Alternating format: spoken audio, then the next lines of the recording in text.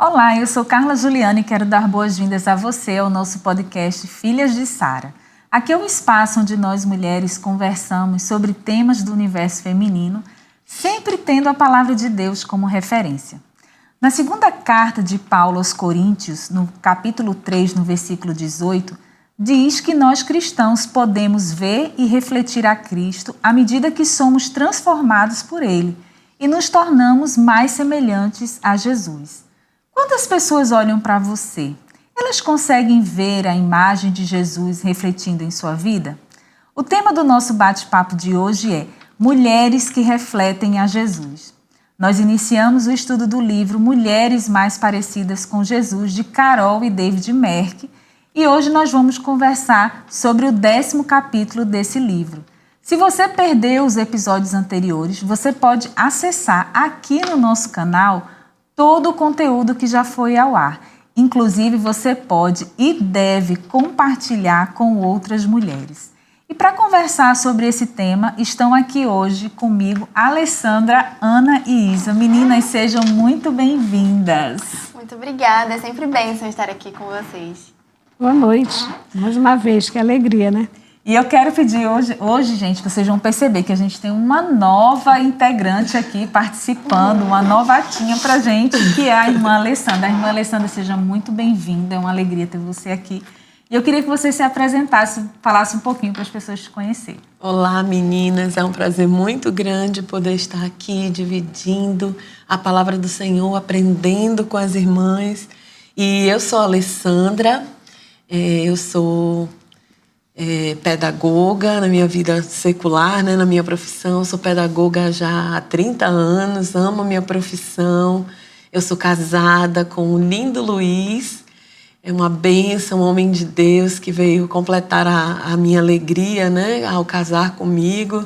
E temos 2 presentinhos de Deus, né, que é a Ana Luísa, de 19 anos, e a Mirella, de 17 anos. Então, são 2 riquezas que o Senhor nos deu para trazer muita alegria para o nosso lar. Nós frequentamos e somos membros da Igreja Batista Constantinópolis. Sempre fui daqui, né? Então, de vida cristã, já tenho 33 anos do tempo de conversão até hoje, né? E tenho o prazer de ter sido sempre dessa amada igreja. Aqui cresci espiritualmente, aprendi muitas coisas e tenho a alegria e o privilégio de servir ao Senhor. Então é um grande prazer poder estar aqui com as irmãs nesse momento, nesse podcast. O prazer é nosso. Muito legal. Então tu casou aqui, teve a vida Sim, a minha vida todinha aqui. Tá aqui. Na verdade, desde a infância. Eu sempre fui daqui, meus pais, minha mãe inicialmente, depois o meu pai também. E sempre foi aqui. Mas assim, a minha conversão mesmo só veio aos 18 anos, né? Então eu conto vida com Deus. Sim, a partir daí. Jesus, sim, tá certo. Porque tudo mudou, né? A partir daí, realmente. E a gente vai falar um pouquinho sobre isso, né? Sobre a mudança que o Senhor faz na nossa vida. Eu queria começar perguntando com a pergunta que os autores fazem no livro, que eu quero ouvir as respostas de vocês, claro, né? Que é o que você vê quando olha no espelho. Quem vai começar aí? Mas é no espelho físico, tá? Não é no espelho. E aí, quem quer começar? Eu acho que muitas emoções, né? Diante do espelho a gente tem vários momentos, né? Às vezes a gente tá bem arrumada, aí a gente gosta do que a gente vê. Às vezes a gente dá um foco, assim, naquele batom que talvez não tenha ficado legal, talvez naquele blush que a gente parece que levou uma chinelada. Então acho que tem vários momentos, né? Diante do espelho. E tu, Ana? Pois é, aí diante do espelho, né, às vezes a gente se olha aí, muitas vezes a gente se vê cansada, às vezes a gente já se vê com o peso da idade, como a irmã disse, né, vai sempre retocar uma maquiagem, ver se a roupa tá. Então, diante do espelho, assim, a gente tende a ver a parte externa do nosso corpo. Mas vocês acham que a gente olha mais para os defeitos ou para aquilo que tá legal? A gente fica procurando os defeitos para arrumar, né? Eu, ultimamente, ao olhar no espelho, vejo os cabelinhos brancos. Eu também. Eu decidi assumi-los, né? Estou bem satisfeita, mas confesso que, dependendo da ocasião, incomoda um pouquinho, né? Puxa, não sei, será, né? Não incomodo, Então, às vezes, assim, não sei, eu fico, ai, tá branco demais, eu ainda sou tão jovem, eu me sinto jovem. Mas é jovem. Mas assim, eu acho que ao olhar o espelho, a gente sempre pensa, já olha mais buscando o defeito, né? Aquilo que não está de acordo com o que a gente tá esperando, né? Quando eu olho no espelho, eu foco. Meu cabelo branco, eu gosto. Eu já vejo que tá branco e até procuro. Ai, meu Deus, será que tá mais branco? Eu quero ficar bem grisalha mesmo. Mas uma coisa que eu foco é meus bracinhos de doceira. Eu faço, ai, Senhor, meus braços não diminuem. E vejo também que eu tô ficando já velhinha, não sou mais aquela jovem. A gente já percebe algumas coisas. Já tem as rugas. Aí já vejo que o bigodinho chinês já tá aparecendo. Aí eu até brinco de fazer assim. Faz a massagenzinha, né? Mas eu acho que a minha tendência é olhar sempre. Eu foco mais porque eu não gosto. Eu acho que eu vou na expectativa de um dia olhar e ver se mudou. Mas eu comecei, gente, com essa pergunta porque os autores, eles começam com ela, né? O que você vê quando olha no espelho. Mas eles falam dessa questão do espelho exterior, né? Que não pode mostra quem nós somos exteriormente, mas não é capaz de revelar aquilo que está no nosso coração, né? Mas eles também falam de um espelho que reflete, de fato, quem nós somos interiormente, né? O espelho, ele só vê o reflexo daquilo que nós somos exteriormente, o espelho que a gente olha todo dia. Mas que espelho é esse e como esse espelho que eles estão falando mostra aí mostra, né, o nosso interior? Bom, o espelho que eles citam é a palavra, né? Porque a palavra, ela é a nossa regra de fé e prática e o modelo que a gente tem enquanto cristãos para ser mais parecido com Jesus. Então, quando nós olhamos para ela, nós vemos aquilo que deveríamos ser, deveríamos praticar. Inclusive, Tiago, ele fala isso, né? Não sejam apenas ouvintes da palavra, mas praticantes. E ele também toma essa analogia do espelho. Ele diz que aquele que... Está até aqui. Mas o homem que observa atentamente... um pouco antes. Aquele que ouve a palavra, mas não a põe em prática, é semelhante a um homem que olha sua face num espelho e depois de olhar para si mesmo, sai e logo esquece da sua aparência.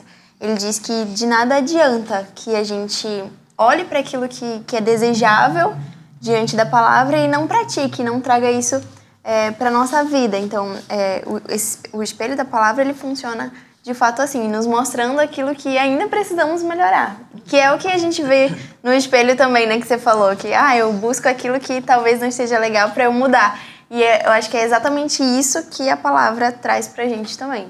É verdade. E aí, como a irmã falou, né, a palavra, então nós nesse espelho, né, que nós olhamos com os olhos espirituais, é quando nós percebemos a transformação que vem da palavra de Deus, né? E aqui no livro, vou ler aqui essa parte, na página 154, o último parágrafo, ele diz assim: a palavra de Deus assemelha-se a um espelho. Deus usa a sua palavra para revelar caráter de Jesus e então mostrar o nosso coração e as áreas que não parecem nem um pouco com ele. Muitas vezes reagimos exatamente como diante do espelho, preferimos não ver as nossas imperfeições, pois elas nos incomodam. Então, assim, ele retrata bem aqui nesse pedaço, nesse texto, né? Que realmente a gente, como a irmã disse assim, a gente procura nossas imperfeições exteriores. E as nossas imperfeições interiores, nós estamos conseguindo enxergar, né? É para nós refletirmos mesmo e procurarmos saber sobre isso, como é que está a nossa vida, né? Se nós estamos realmente refletindo a palavra de Deus, aquilo que Deus ensina como cristãs, né? Exatamente, irmãs. Então, nós vemos aqui que, nesse sentido da palavra de Deus ser um espelho, para nós isso é uma grande bênção. Porque a partir disso, a partir do estudo da palavra, do debruçar sobre a palavra de Deus, eu tenho condições de perceber aonde eu estou errando, onde eu preciso melhorar, porque eu tenho um referencial, que é a palavra. E é um referencial verdadeiro, que eu posso confiar, que eu não preciso ter dúvida, não é? Então, isso é maravilhoso demais, né? Isso é fonte de crescimento espiritual para todas nós, né? Ter esse espelho, ter onde me espelhar, né? Poder ficar realmente exposta diante do Senhor para que Ele nos corrija, para que Ele nos molde segundo a sua palavra, segundo o seu querer e a sua vontade. Isso é realmente uma bênção de Deus para nós. É verdade. Uma coisa que você falou aí que me veio à memória é que... E é um espelho que não mente. Porque às vezes... Né, por exemplo, já viu aqueles negócios de circo? Eu nunca fui, não, mas a gente vê em circo de filme que tem vários espelhos que deforma o nosso corpo, né? Que engana. E hoje em dia, por exemplo, eu não sei vocês, mas quando eu vou comprar roupa, eu me olho nos espelhos das cabines no provador, eu sempre me acho que é a luz. Assim, eu me acho tão bonita, e eu me vejo diferente naquele espelho, né? Então, esses espelhos, eles podem até nos enganar. Sim. Mas o espelho da palavra, a gente não precisa ter medo. Verdade. Lógico que ele vai revelar coisas, né? Que a gente não vai gostar de ver. Sim. Mas, como você falou, é um espelho seguro. Que a gente não precisa temer. E às vezes a gente fica olhando, por exemplo, a gente fica procurando se ver, até mesmo aos olhos da sociedade, das coisas ao nosso redor, e tentando se ajustar, se enquadrar, ou eles ficam falando como a gente deve ser, e não são a verdade. E a palavra de Deus, né, é o espelho verdadeiro no qual a gente pode confiar. Então, e você já olhou no espelho da palavra de Deus e viu algo que você não gostou, algo que precisava ser mudado, mas disfarçou como se não tivesse visto? E você conseguiu se esquecer? Ou qual foi a sua resposta? Agora é o momento. Abra o seu coração. Nossa, acho que diversas vezes, assim, eu acho que a vida cristã, ela tem disso, né? De a gente, de fato, estar ali diante da palavra. E quando a gente está com o coração aberto, o Senhor, Ele realmente fala. E às vezes isso machuca um pouco, né? Porque a gente não está 100% naquilo que a gente deveria estar. E, assim, por algumas vezes, já olhei para alguns pecados que foram revelados em mim. E, nossa, assim, de primeira, a gente sente aquele impacto, né? E diz assim, Senhor, tem misericórdia. Mas eu acho que a partir disso vem um momento de transformação, mas também um momento de dificuldade. Porque é uma coisa que talvez a gente já tenha o hábito de praticar e que é difícil de tirar. É difícil de caminhar depois e dizer, não vou mais fazer isso. Ou vou fazer aquilo. Porque às vezes a gente peca por omissão também, né? Por não fazer aquilo que a gente deveria. Então, eu acho que é um momento, assim, muito transformador, muito bom no sentido de amadurecimento, mas também muito difícil em relação ao impacto que a gente tem em relação a ser confrontado. Acho que ninguém naturalmente gosta de ser confrontado, né? Se gosta é doido. Então, assim, né? Pode falar, irmã, fique à vontade. Então, assim, né? Nós estamos num processo de transformação, né? Estamos ainda aprendendo. Ainda estamos aqui, ainda estamos nesse corpo miserável, né? Indigno, nós somos pecadores. Então, assim, nós estamos aprendendo, né? A cada dia nós buscamos, né, a presença do Senhor e buscamos ser pessoas melhores, né? E o domínio próprio é um pecado para mim que eu tenho pedido muita ajuda a vencer. Ao cometer esse pecado, geralmente, imediatamente, o Espírito Santo ele já vem, né? Já traz a memória. E aí é orar, se arrepender e pedir perdão, é o que eu tenho feito. E hoje, quando recebo alguma palavra que não gosto, já consigo parar e refletir antes de responder. Entendeu? Antes eu já botava logo, mas hoje não, hoje eu já consigo segurar. Por quê? Porque é uma coisa que eu tenho pedido muito, né? E tenho... Como é bom, irmã, a gente estar estudando esses temas todos, como nos ajudam, como disse a irmã, a crescer espiritualmente, a amadurecer, né? E aí, tem assim, vencido com a ajuda do Espírito Santo. Amém. Glória a Deus. Glória a Deus. Amém. Eu quero compartilhar algo com as irmãs. Então, quando eu era bem ainda jovem, recém-casada, já tinha as 2 meninas, mas eram bem pequenininhas. Então, nessa fase da nossa vida, eu e meu bem, né, nós decidimos que eu não ia trabalhar para poder cuidar das crianças, né? A Ana tinha 2, a Mia tinha 1.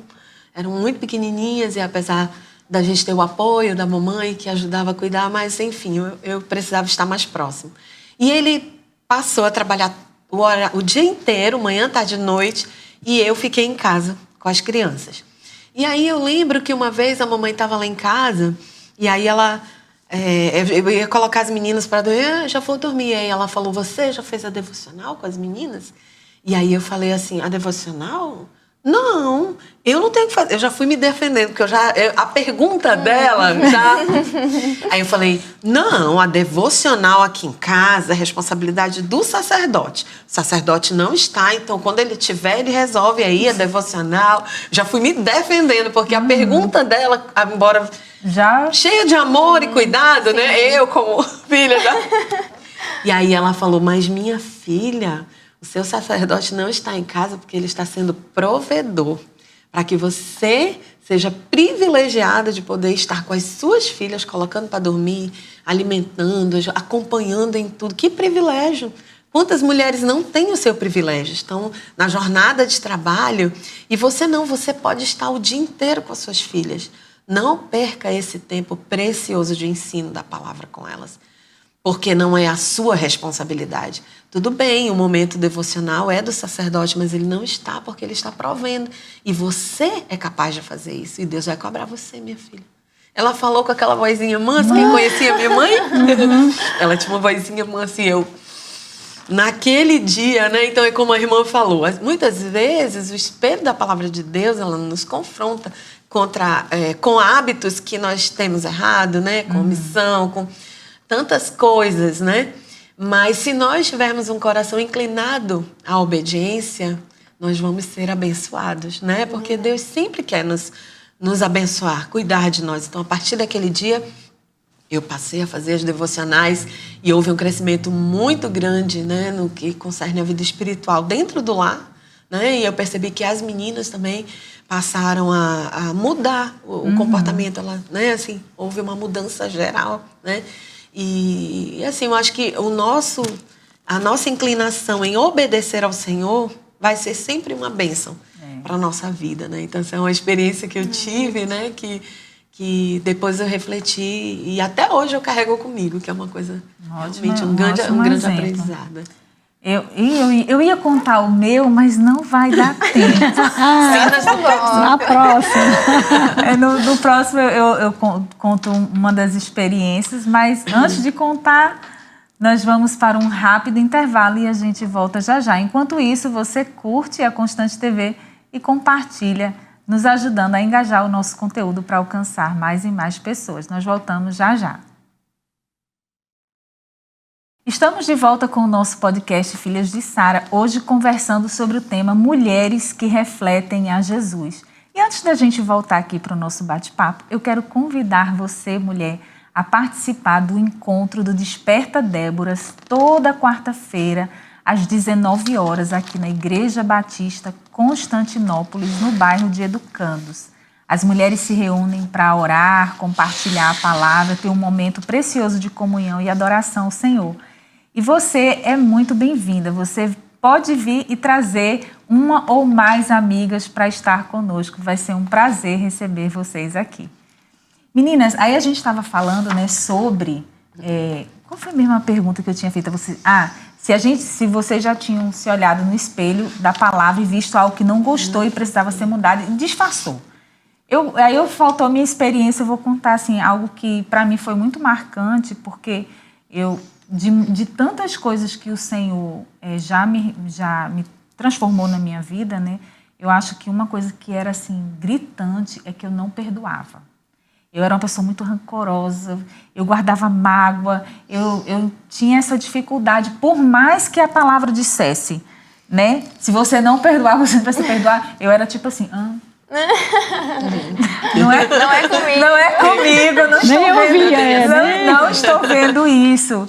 Mas Deus, ele é maravilhoso, porque ele não invade, ele não força, ele vai nos convencendo, né, dia após dia, vai nos mostrando e nos revelando. Ele insiste, ele é paciente, né? Ele não é como a gente, que às vezes não tem paciência para esperar ninguém aprender nada. A gente quer logo que a pessoa aprenda a noite pro dia. Mas não, o Senhor, ele foi muito paciente comigo. E assim, e hoje eu consigo ver que, apesar de toda a resistência que eu tive no início, né? Ainda me lembro que teve um irmão da igreja, que era jovem na época, junto comigo. Ele dizia assim, ele até fez uma analogia. Ele disse assim, acho que é porque eu fazia arquitetura na época, ele disse assim, olha, para você aprender a perdoar, você tem que pensar assim, que é como numa obra quando vai construir uma coluna. Coloca a madeira, aí bota o concreto, os ferros, e tem um tempo ali que ele vai endurecendo para poder ficar firme, mas você precisa começar a moldar, deixar que aquilo ali comece esse processo, né? Aí eu ficava... Tá bom. E eu ficava sempre deixando para lá. Mas aí, com o passar do tempo, um belo dia, não sei quando foi, eu já percebi que o meu coração já não era tão amarguroso e eu percebi que o Senhor já tinha me tratado nisso. Então, assim, para a glória do Senhor, hoje eu não tenho, assim... mais dificuldade de perdoar, as pessoas podem fazer as coisas. Mas nem por isso vocês vão fazer coisa comigo, né? Não se aproveitem. Preciso também. Não precisa. Mas assim, aí eu vejo que é obra do Senhor. Amém. Porque não é a gente... Porque a nossa tendência é a autodefesa, é buscar os nossos direitos, né? É verdade. Então, nesse capítulo desse livro, é um capítulo curtinho, mas eles usam 3 ilustrações para a vida cristã, né? A vida cristã e como Deus é glorificado quando refletimos o seu Filho Jesus. Então, a primeira imagem que eles usam é a lição do espelho da sua glória, que é baseado justamente no primeiro capítulo, no primeiro versículo que eu li no início do programa, que é o 2 Coríntios 3,18, que diz assim, na minha versão NVI, né? Se bem que eu gostei, gente. Tu tem a versão qual? NVT, não? Não, NTLH. Eu gostei tanto da versão NVT, muito boa, depois vocês leiam lá. Diz assim na NVI, e todos nós que com a face descoberta contemplamos a glória do Senhor, segundo a sua imagem estamos sendo transformados com glória cada vez maior, a qual vem do Senhor, que é o Espírito. Mas na versão NVT, acho que eu consigo abrir aqui. Deixa eu ver se eu consigo abrir aqui rapidinho para a gente ler. Eu achei, assim, a versão NVT maravilhosa desse versículo. Vou abrir aqui rapidinho. Está até aqui já. 2 Coríntios 3:18. Olha a versão NVT. Está na NVI aqui. NVT, achei aqui. 3:18. Diz assim, olha só. Portanto, todos nós... dos quais o véu foi removido. A tua NVT não. Não. Portanto, todos nós, dos quais o véu foi removido, podemos ver e refletir a glória do Senhor. E o Senhor, que é o Espírito, nos transforma gradativamente a sua imagem gloriosa, deixando-nos cada vez mais parecidos com Ele. Nossa, eu achei assim... bem profunda. Profunda e clara. Ela vai além, né? Ela vai além, né? Eu achei maravilhosa. Por isso que até quando eu comecei, eu tinha lido nela. Porque ele explica muito bem que o véu no caso, é o véu do nosso entendimento, né, que foi aberto quando a gente recebeu Cristo. Então, a gente consegue enxergar. Então, a gente pode ver o Senhor, a glória do Senhor e refletir. E o Senhor, que é o Espírito, vai transformando gradativamente, nos transformando, né, a imagem gloriosa dele, nos deixando cada vez mais parecidos com ele, que aí a gente reflete. Gente, essa versão, eu nem gostava da NVT, mas depois desse versículo ela já estou querendo ela. E eu quero ouvir aí de vocês, o que vocês querem compartilhar aí desse trecho do capítulo que vocês querem destacar? Ele divide em 2 subtópicos, né? Aí o primeiro é devemos refletir a glória de Deus. Ele fala aqui da importância de conhecermos ao Senhor primeiramente, né? Porque como que vamos refletir uma imagem de alguém que não conhecemos? Um espelho, você está diante dele e ele reflete a imagem. Então, você precisa estar diante do Senhor para também refletir a imagem dele. E o interessante é que ele diz assim que temos que estudar a palavra porque ela é a revelação do Senhor. Então, ele é um Deus que se revela. Ele é um Deus que tem prazer em estar conosco, em se relacionar conosco. E a nossa responsabilidade também, não é só um privilégio, né? Mas também nossa responsabilidade, conhecermos intimamente esse Senhor para que nós possamos refletir a imagem dele. E tudo vai daquele processo, né? Que a gente estava falando anteriormente. Aí no segundo tópico, ele diz que precisamos ser transformados à imagem de Deus. Às vezes nós somos especialistas em ver a imagem do Senhor, mas na hora de transformar a nossa imagem, a imagem dele, já é mais complicado. E aí ele fala que temos que ser transformados à imagem de Jesus Cristo, né? Jesus Cristo, ele é o exemplo perfeito. E a partir do momento que nós passamos a viver mais intimamente com o Senhor, isso reflete também na questão da confiança. Nós vamos confiar que Ele vai nos dar orientações que podem não fazer sentido de início para nós, mas nós vamos ser encorajados pelo conhecimento de quem é o Senhor a obedecer. E isso certamente vai ser disruptivo na nossa vida, né? Porque na maior parte das vezes, quando o Senhor fala conosco algo que contraria aquilo que a gente quer, a gente tem aquele receio, mas quando tomamos a decisão que foi direcionada por Deus, no futuro a gente consegue enxergar que, nossa, é verdade, se eu tivesse tomado a decisão que eu queria, se eu tivesse seguido a minha vontade, talvez eu estivesse num caminho muito ruim, mas o Senhor teve misericórdia e por confiança e obediência, porque a partir da confiança, a partir do conhecimento, nós temos também que obedecer, e a partir disso o Senhor fez grandes coisas na minha vida, então isso é muito precioso, é uma bênção, mas também uma responsabilidade. É verdade. Com certeza, né? Então, aqui eu lembrando do apóstolo Paulo, que ele vem nos lembrar que nós somos a imagem e semelhança de Deus, né? E é por causa do pecado que nós vemos a nossa imagem distorcida, né? Uhum. E como a irmã bem falou, foi um véu, né? E eu estava lendo esse 2 Coríntios 3, e lá no finalzinho do versículo 14, ele diz assim, né? O mesmo véu permanece, não lhes é retirado, pois somente em Cristo ele é removido. Então, na conversão, que quando ele chega mais embaixo, ele diz assim, contudo, no 16, quando um deles se converte ao Senhor, o véu é retirado. Então, o que ele quer nos dizer, né? Que se nos chegarmos a Deus, através de sua palavra, como a irmã me falou, tá? Buscar conhecê-lo mais. Aos poucos veremos, como diz o texto do 2 Coríntios 3,18, a transformação na nossa vida, né? Aí vamos ver, aí vamos ter condições de ver, de reconhecer se nós estamos realmente, né, refletindo a imagem de Cristo, se estamos realmente vendo essa glória, né? Então, quando nos enchemos da palavra, ela tem poder, através do Espírito, para nos transformar. É um processo de santificação, né? Uhum. E de abrir nossos olhos para enxergar além do exterior. Mas isso é muita comunhão com Deus, né? É muita intimidade com o Senhor. Uhum. Né? Então, é realmente isso que a irmã falou e ia complementar aqui. É verdade. Eu gostaria de destacar a questão do conhecer a Deus, né?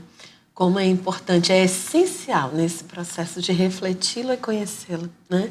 Porque para que eu possa refletir a sua imagem, o que diz a sua palavra, porque muitas vezes nós somos a Bíblia que muitos leem, né? No âmbito de trabalho, por exemplo.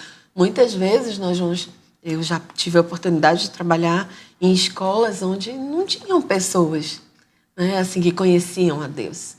E que muitas vezes, por mais que nós tentássemos, né, assim, eu tentasse, não conseguia. Mas eu comecei a perceber que o nosso proceder é a palavra do Senhor.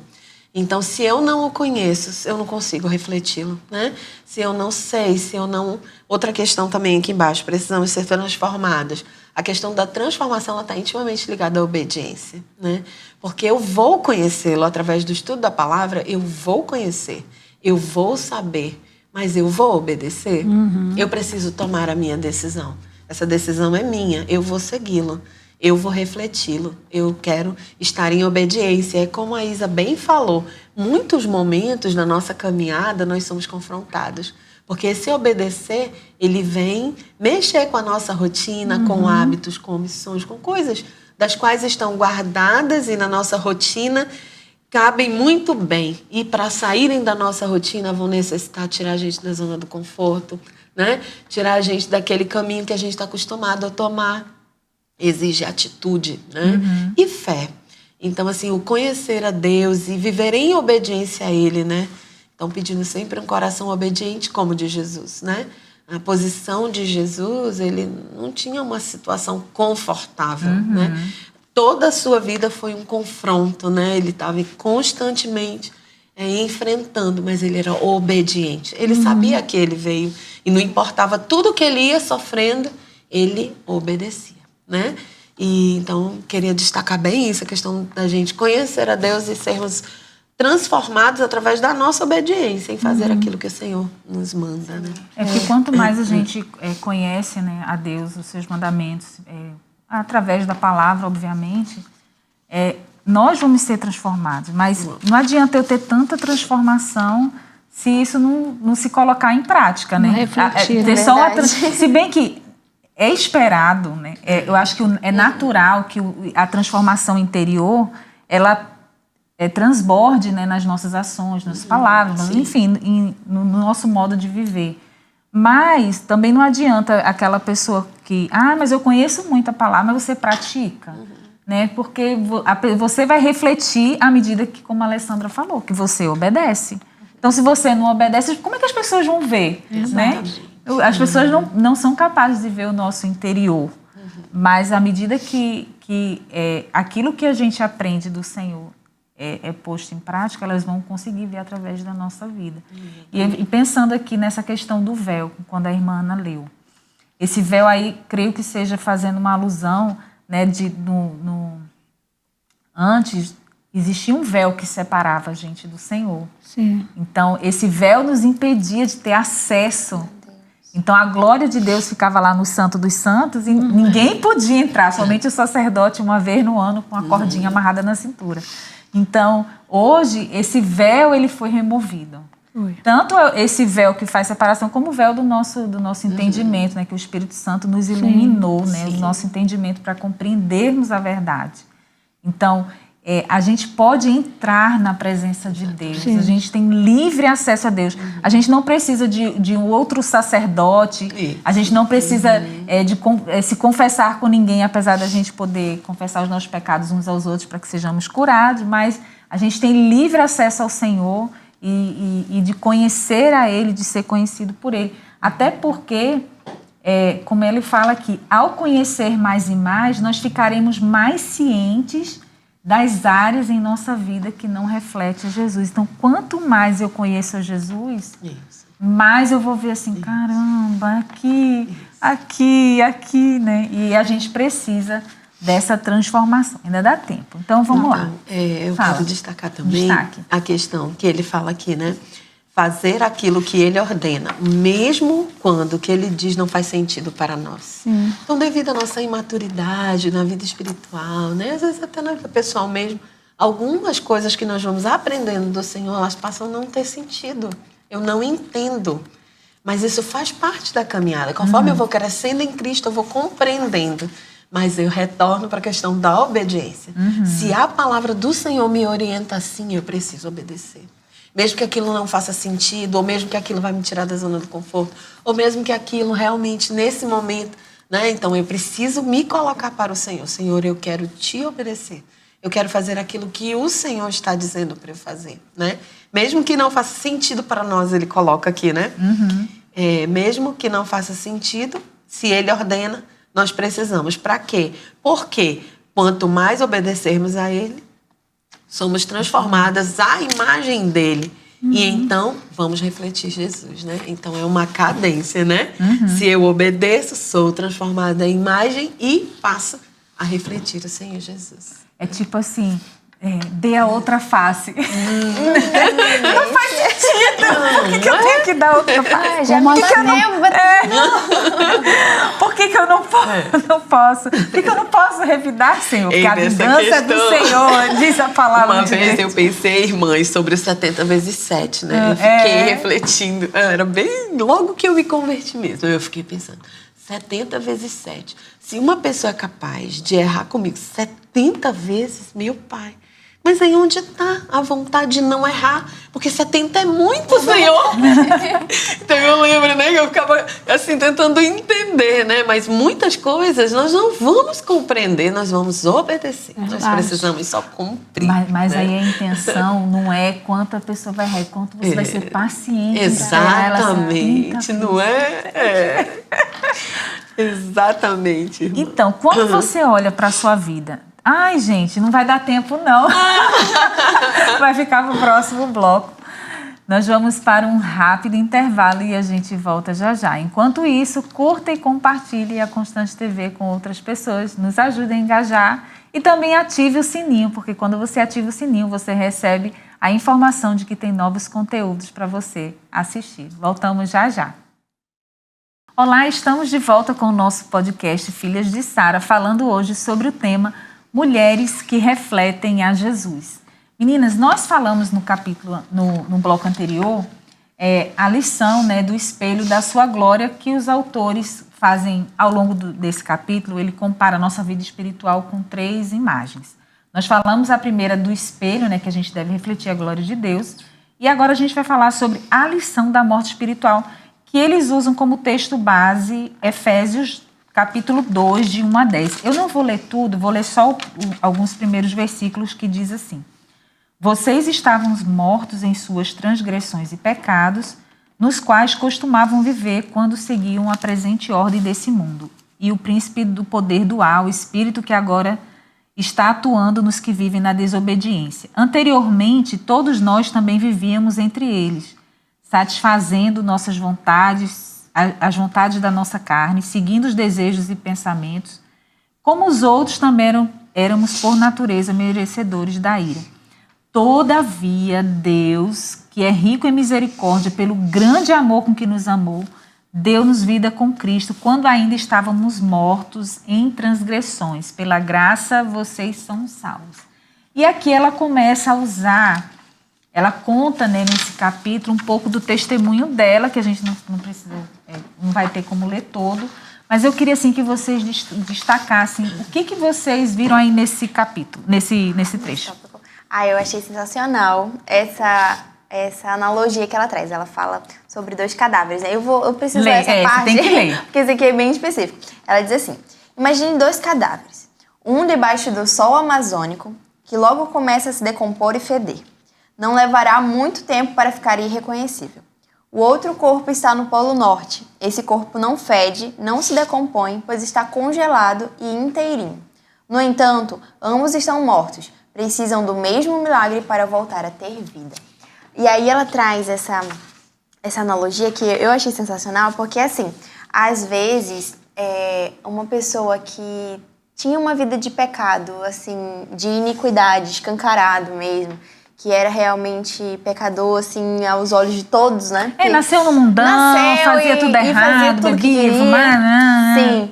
Então, essa pessoa, ela traz como a figura do cadáver ao sol amazônico, né? Logo ele vai ficar feio, logo ele vai se deteriorar todo.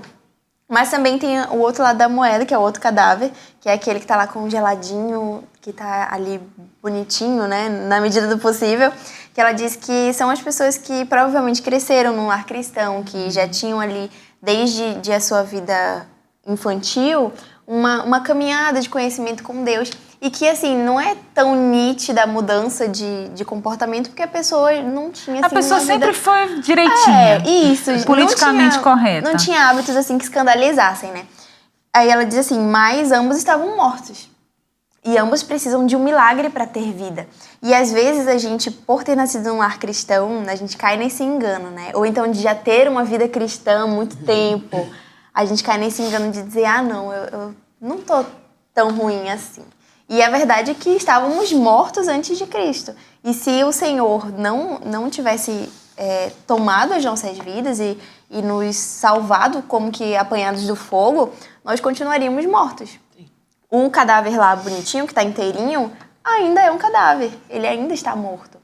E por mais que não se veja na vida de uma pessoa que cresceu num lar cristão mudança assim drástica de comportamento, ainda assim houve mudança, houve ali... Precisa ver, né? Precisa, de fato.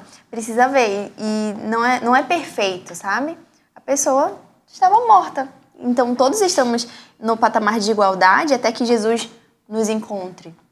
Até que ele venha e tome as nossas vidas e nos faça, de fato, viver. Verdade. Aí quando a gente, no caso aqui que ela diz que ela criou-se, né, dentro de um lar cristão, então assim, ela desde cedo ela ouviu a palavra, né? E aí ela foi, tipo assim, se acostumando.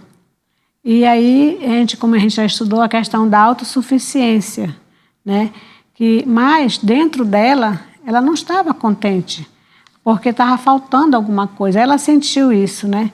E aí o que era? Era porque não estava ainda o coração. Ela sabia, como a irmã falou ainda agora, tinha um conhecimento, mas não estava no coração, né? Gente, foi só... e o que eu acho interessante é que, assim, eu até botei aqui, ela já era. Sim. Ela nasceu no lar cristão, ela era missionária, Sim. ela casou com, acredito que ele seja pastor, eles eram missionários, ela lecionava né? Na Palavra da Vida. Ela no Palavra da Vida, no seminário. Sim. Ela fazia tudo isso e ela ainda estava assim, o que está acontecendo comigo que eu não tenho, né? Que ela diz aqui, ela não via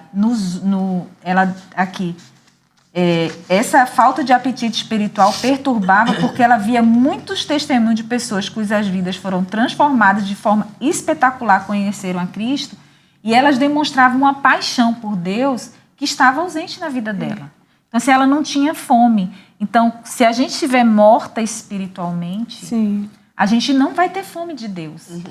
Então, a gente só tem fome de Deus, e eu acho que isso é um termômetro que a gente pode avaliar se a gente está tendo fome de Deus. Ou se não. Se a gente tiver, beleza, então se alimente cada vez mais e mais. Mas se você não tiver, isso aí fica um alerta. Pode falar. Como ela falou aqui no texto, ela diz assim que ela se sentia como uma casca vazia, ensinando princípios verdadeiros, mas sem sentir o poder dessas verdades, né? Porque, como a irmã disse, como ela citou bem nesses dois aí, quem estava lá no sol amazônico, que viveu o pecado, né? Então, quando ele conheceu a Cristo, então houve aquela transformação, aquele boom, né? Nítido.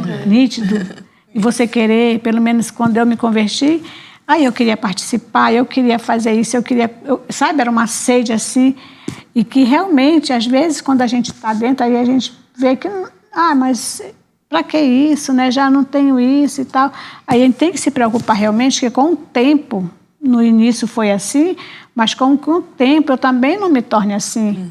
Aí fica assim, tipo, ou ativista, ou apenas na situação do legalismo, né? Legalista, entendeu? Ou na questão que ela fala da autossuficiência, né? De achar que sozinhos, pela força do nosso braço, a gente consegue ter uma vida cristã.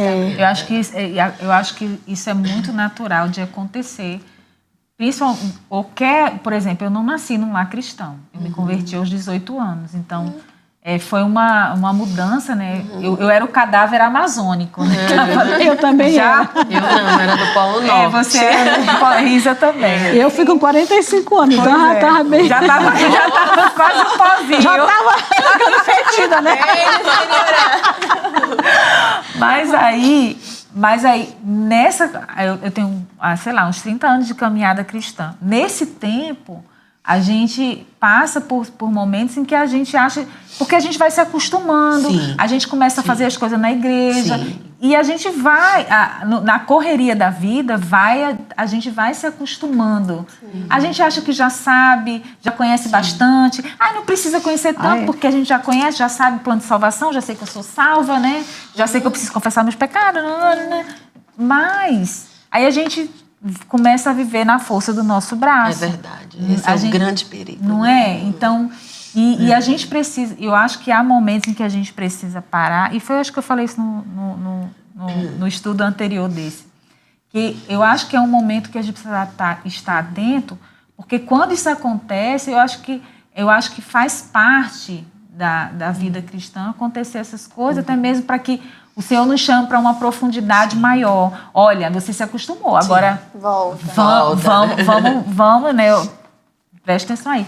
E você, o que é que você quer falar? Então, eu quero destacar que quando eu li, tive o grande privilégio de nascer num lar de pais cristãos. E aí eu fui observar a minha realidade. Eu não nasci num lar cristão, era um lar misto. A minha mãe, ela era do Senhor Jesus, mas o meu pai não. E o meu pai era o oposto dela, completamente. Ele era comunista, ateu. Então, assim, em muitos momentos eu não consegui perceber a luta que ela travava de equilibrar o lar, né? Meu pai, apesar dessa questão do comunismo, né, de ser ateu, ele não nos influenciava acerca disso. Ele sempre deixava com a mamãe. A mamãe organizava mais a questão da rotina de vir para a igreja. Ele respeitava o fato dela vir, dela nos trazer, né? Mas a gente vivia num mundo meio diferente, né? Onde a gente comemorava algumas festas pagãs, onde ele tinha alguns hábitos, né? Assim, costumes mesmo. Graças a Deus mesmo. Ele não bebia, não fumava, assim, não gostava de festas, não, ele não era dado. Então, assim, era aquele meio termo. Mas, conforme a gente vai crescendo, a gente observa que não é, né? E, assim, até os 18, a minha rotina era vir para a igreja, né?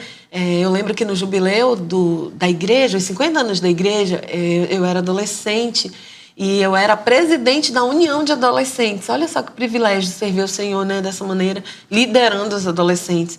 Mas eu não era convertida. Quando aconteceu a minha conversão aos 18 anos, a primeira coisa que eu pensei foi isso. Como eu pude ficar tanto tempo, né, levando os adolescentes se eu não sabia nem para onde eu estava indo, né? Mas por quê? Hábitos e costumes. Vai para a igreja, vai para EBD, frequenta, participa, serve ao Senhor. Então, assim, é muito delicada a questão do cadáver do Polo Norte. Sim. Porque facilmente a gente leva as coisas no nosso braço e também a gente acha que está tudo perfeito. Está tudo bem. Eu estou aqui, eu não estou no mundo. Eu estou aqui, eu não estou bebendo. Eu não faço nada errado. Então, você se acostuma, né? Então, quando aconteceu a minha conversão, você citou algo que marcou para mim, foi a fome de Deus. Eu tinha uma fome de Deus, assim, surpreendente. Eu não queria largar minha Bíblia. Eu queria o tempo todo ler a Bíblia. Minha hora do almoço eu era todo o tempo lendo a Bíblia. Quando eu chegava, eu lia a Bíblia. A mamãe dizia, minha filha, vai dormir. Porque eu acordava 5 da manhã para ir trabalhar. Ela falava, vai dormir, você ainda tá... E eu tava lá no cantinho tentando ler, eu queria aprender, eu queria entender. Aquilo tudo passou a fazer um sentido que até então não fazia. Muito embora eu conhecesse, eu não entendia. Né? Então, assim, a verdade revelada, né? É uma outra coisa, totalmente diferente. Mas nessa caminhada de 33 anos de conversão, o que eu pude observar? Que facilmente a gente aquieta sobre a leitura, E então isso continua sendo para mim um grande desafio.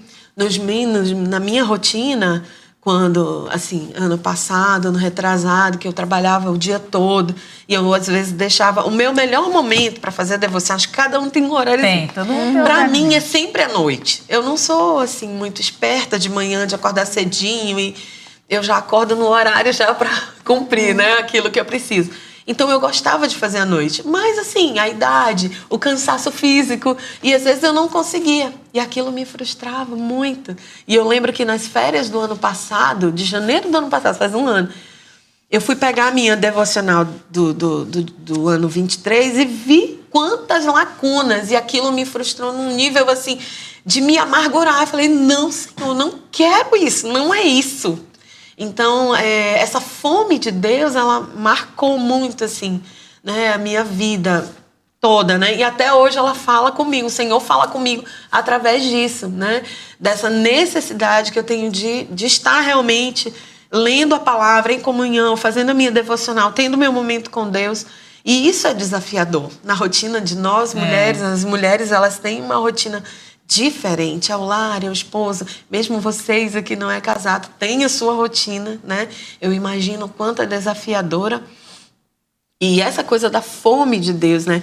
De não se acostumar. Olha, eu fiquei impactada quando ela falou, eu pregava, eu dava aula no Palavra da Vida, mas aquilo não, né? Assim, eu senti que... E aquilo mexeu muito comigo. Eu falei, Senhor, não permita que eu vá tão longe.